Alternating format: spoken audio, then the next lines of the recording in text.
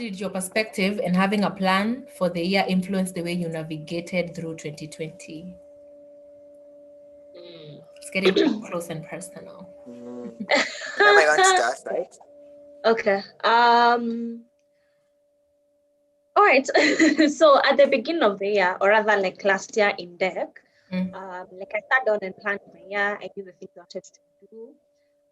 So I feel like now at the end of the year, because of the plan I set those many months ago, a lot of the decisions I've taken this year have been because of that plan.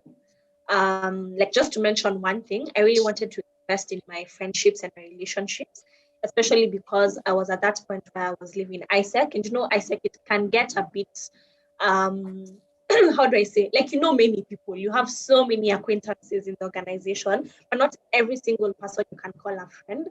So I really wanted to distinguish, okay, who are the individuals that I'm leaving this organization with? And then another aspect is just there are some people who I've met in my life that I felt like are worthy of me investing in a relationship, and wanted to really give those relationships a chance. So that for me was a specific goal that I had written down. And throughout the year, it was constantly, okay, let me check up on this person. I have a free slot in my calendar. Let me book time with this person. And it just all went back to because I had set it as a goal.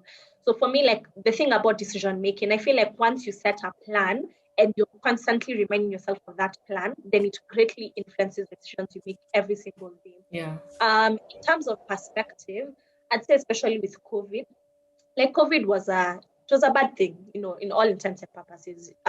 Living a pandemic, people are dying, people are going through very hard economic situations. But I think now for me, the biggest perspective was, so what am I going to do with all of this downtime?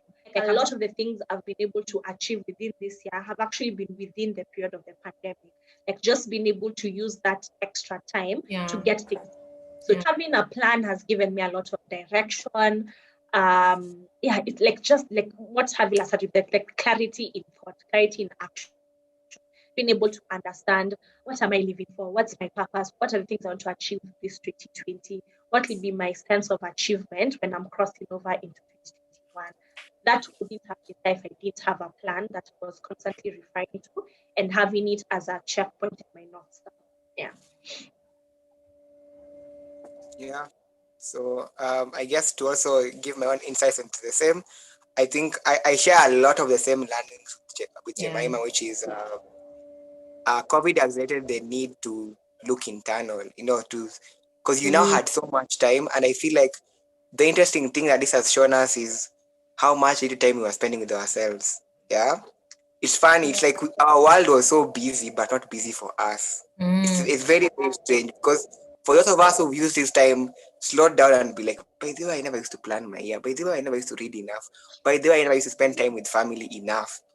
And I think that is the first big thing that needs to be taken from this year is the things that you've got this year do not mean when the world gets busy, you drop them. Yeah. I think that should be the biggest lesson we get from this year, because some of us who've taken positives from a lot of the things, like I read a lot more, I have more sleep, I talk to family a lot more. Those things should now be put in a plan. I think that's one of the biggest things that people don't do. People plan a lot for like goals, like career goals, financial goals. But how many actually people say, I'll plan to at least have one dinner, one date with my mom every 2 months, every 3 months, with my sister, with my friend.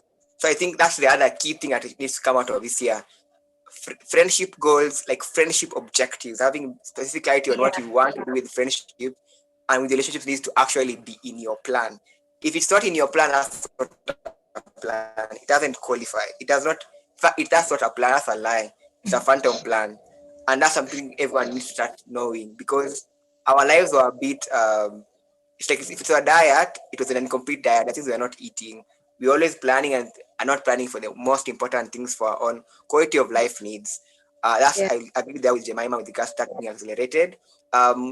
Actually, for me, the funny thing is I had reviewed my hair in December, and what happened then was very funny.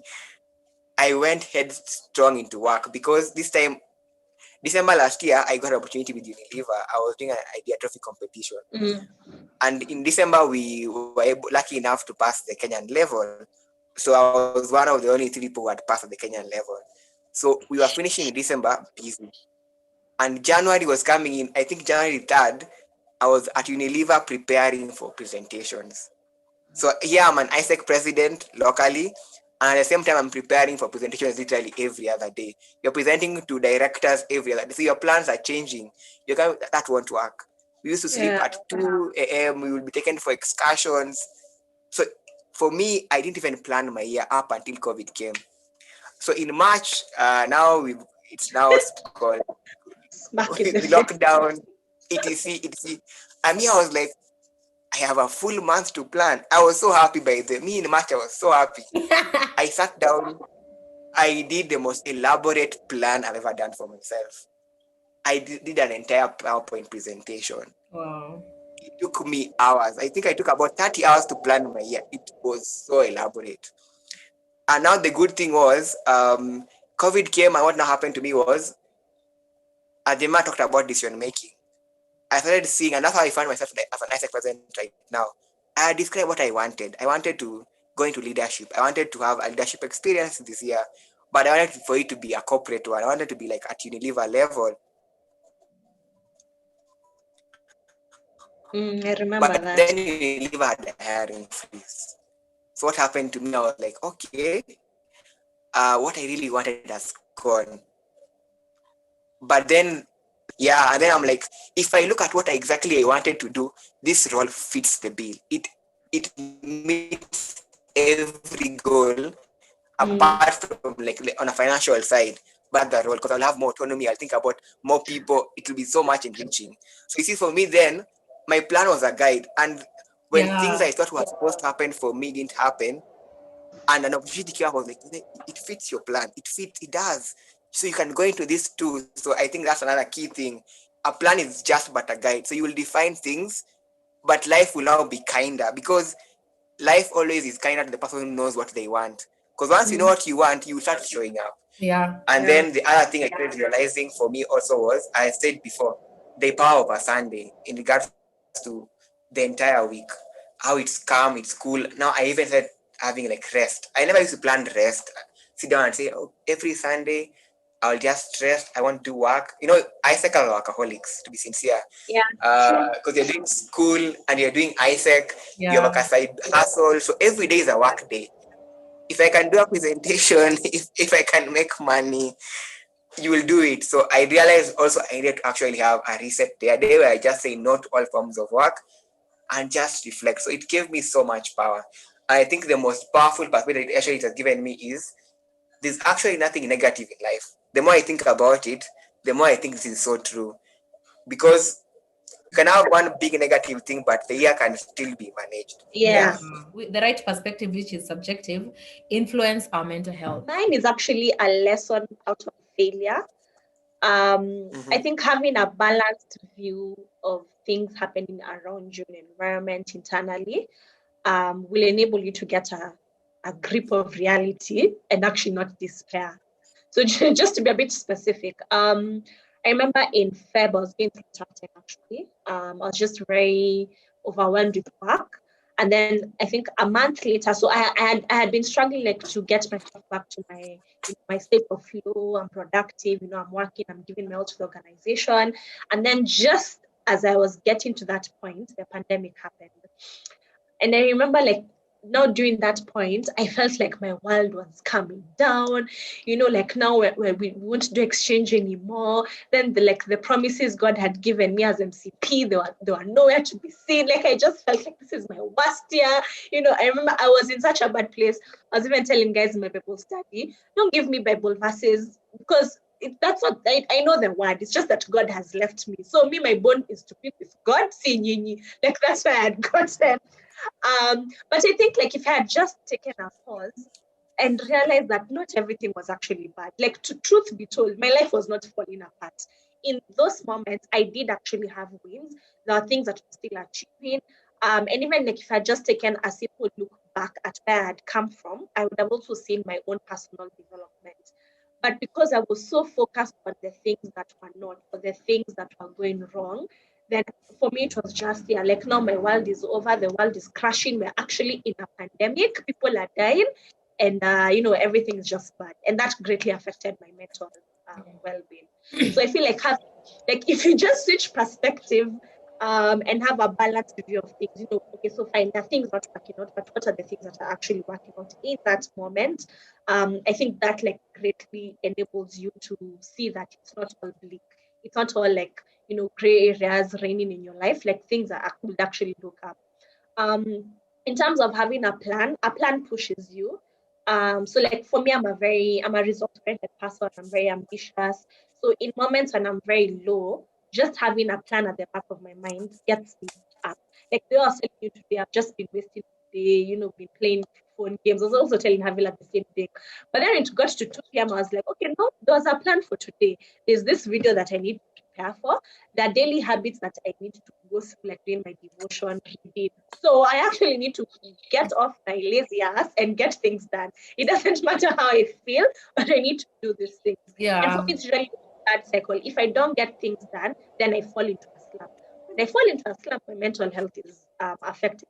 When that happens, it makes me not want to do things. So it just becomes a very vicious cycle. And I need to note at like points in my day where like what's the difference between me resting and me just lazing around. And once I define that, then when I'm lazing around, then I'm able to say, okay, now you need to get out of this space and like keep it moving. The last thing I'd say is in terms of planning, for me, I've seen like when I get things done beforehand, it reduces my stress levels, and I'm not anxious about like certain things that are gonna happen. Really, in life, when you plan for things and you do them way ahead of time and you get an early start, then it limits your stress and your anxiety levels, and that directly influences your mental health.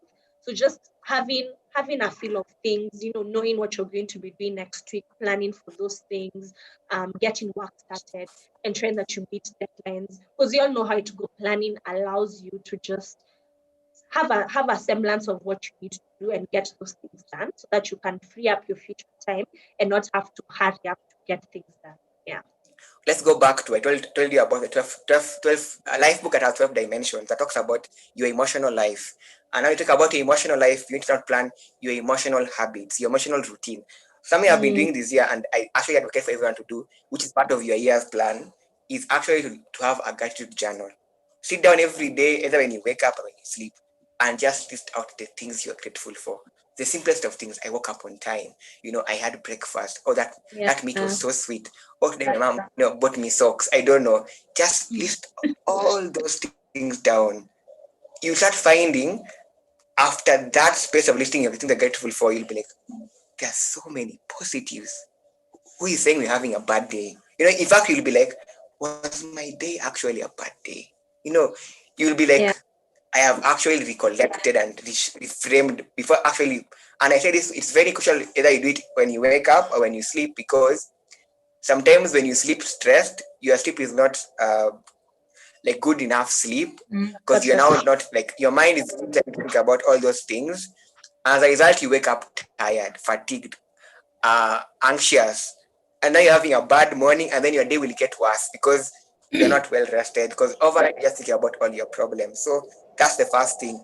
You can plan your habits, and that's now having an emotional journal through a gratitude list that will support you having a good mental health charge tank. What do I mean? If you keep a gratitude list, every day you're gonna go through bad things, but that item will take care of the overflow, because you'll be like, these things happen at a negative, and you took down the things that happened at a positive. In the same regard, in emotional planning, I also do like an emotional journal. So I sit down and I say, what made me angry? And you start realizing there are trends. But there are things that actually anger you than anything else. For me, I realized the thing that angered me the most this year was actually just arguments with my mom. My mom will say something out of turn, something, and I'll be so like, why is she saying that? And I noticed that was it. It was either my mom or my former girlfriend. I realized those trends. It was a trigger. There were triggers in my environment. The things that will always happen, and my day will be considered angry because this happened. Like, okay, interesting. So again, them are women. yeah, not in a bad way. Yeah. Yes, but that was interesting. I think generally your relationship with your mom and relationship with your your girlfriend, they tend to have good moments and bad moments. That's just life, yeah. And I I think my relationship between your father and you is usually not so strong to like elicit a lot of concern and worry for most of us. But I could be wrong again. That's what I'm saying for most of us. Yeah. So what was happening again? You see, I realized that as I took note of my anger moments, that I didn't start understanding how can I conquer this. You see, what happens now to your mind is I keep on, let's say, I know today Havila, you're not speaking back, you're not gonna argue back because it's just gonna flip and flip and flip and get worse. So I see the trend. I'm like, hey, yesterday you lost it. You also like, no, mama's not right. And the other things got worse. So I start understanding there's a trigger. And then for me, the good thing now was if you're doing emotional planning of your life, there's things like habits and resources. So you're like, what books do I need to read to get better at emotional responsibility, being responsible for my emotional response? Because yes, somebody can do something that can make you angry, but you choose anger. And of course, most of us will be like rubbish, nonsense. What he's saying doesn't make sense, but it's actually true. You get angry because you choose to. Yes. And the more I've experienced that this year, I'm like, by the way, all my anger, because I'll be like, there's something I was entitled, I Yeah. took something for granted, or maybe great misunderstanding. I was talking about this, she was talking about that. That's why we were like, you know, as in two different other things. So I really love that aspect of planning my emotional life, creating emotional habits, and as a result, being aware of the emotions, getting good habits now for those emotional control that now makes sure that you have very good emotional experiences. Like you understand Yeah. when you are sad, Yeah. when you are happy, that other thing. The other thing she talked about that I really liked was keep it moving. I think I read this from another like what's it called, another habit I got now during this COVID period. I realized that when I'm breaking, when I'm at rest, reading calms me down. It's so funny. I mean, if I Sorry? read the Reading most motivational, yeah, reading Uh, calms me down. Yeah, it's very ah, as in I'll get so calm. I'm like, wow, I feel like I'm so much like the world has calmed down. So on all, I usually read every break time. I usually read every break time articles, and they quoted Einstein to say something powerful. Einstein said, "You see, the one of the main reasons why a bike does not fall when you're riding it, it's because the bike is always moving." mm, Now you see, if you think about all depressive states, it's all about lack of action. Because you know yeah. you're just in a mind of like I don't want to act. Well, what if yes. something happens? Think about anxiety, then depression. They usually promote fix. Like, you aren't just stay here. Let me stay in my cocoon. The world is about. I will, somebody will respond negatively to me. Etc. Etc. Etc. So Uh, a plan will be like, hey, Jemima Havila, you need to work on this. You need to get moving. And just as Ethan put it, life is just like a bike. Bad mm, things will happen, etc. But you need to learn to keep on moving. Because if you don't keep on moving, you'll get in some level of instability and fall. And my last comment on this will be back to resources and emotional like breeding. So you see, if you plan for your emotional life and you plan how to get emotionally more, like back to even character, I want to be more emotionally calm. I want to be happier. That can actually be a character trait that you want to have this year. You start asking yourself key questions. What are the keys to happiness? You start actually asking yourself, how can I be happy every day? And for me, I realize the most weird thing is, though it's been said a lot in my life, you don't need to have things around you to be happy. Or like most of us, we associate, what are you happy about? People talk about, oh, this went well, this went well. But then one of the things I realized then was because I was planning my emotional life, I wanted to be more happy. There's a masterclass that came my way again, back to seeing opportunities about happiness. I'm like, okay, 7 precepts of happiness. I'm like, let me watch this 2 hours. I was sat in my room for about 2 hours writing down notes, and I realized one interesting thing now about happiness. And I loved how the facilitator took us through this space. He said, happiness is like you're in a room and you're asking two groups of people to do two different things. One group of people is gonna shout and sing in a very disorderly manner, and then the other group of people is just gonna like is it hum? Yeah, just hum very quietly, very softly. and then you tell the group of people to do it at the same time. So of course, when these two group of people are making it at the same time, you won't hear the sweet melodious voice of the hum. It will not be there. You will just hear the noise. And what was his lesson? If you keep the noisy people quiet, you start hearing the hum. What does that mean in regards to happiness? Happiness is always there. It's something you can connect to. You can just pause and be like, by the let me connect to my happiness. And weirdly enough, nowadays I do that so many times when I get frustrated and I get angry, I'm like, happy, just calm down. Your happiness is with you. The key thing is you plan for emotional life, you find resources that makes you get better because you see your trends, which makes you more aware, which makes you crave to be better. Yeah. Yeah. Even as we look to plan, let's not be very like you have planned for these things. I have to achieve every single thing on my, every single item on my list. If I don't do, I'm a failure. Just like according yourself grace, you're going to fail. Treat those as lessons, be open-minded. Your plans could change within the year, and that's okay. And you could even have a really bad year where you've not achieved anything, and that's still okay. Especially like in 2020, I feel like one of the things we've learned with plans is, so we had a pandemic. You're not expected to still be producing at 100% productivity.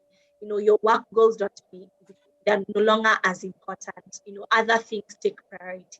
So even as we move into 2021 and we have these very grandiose plans and we know what we want to achieve, let's also just be gracious ourselves that we're human, we're imperfect.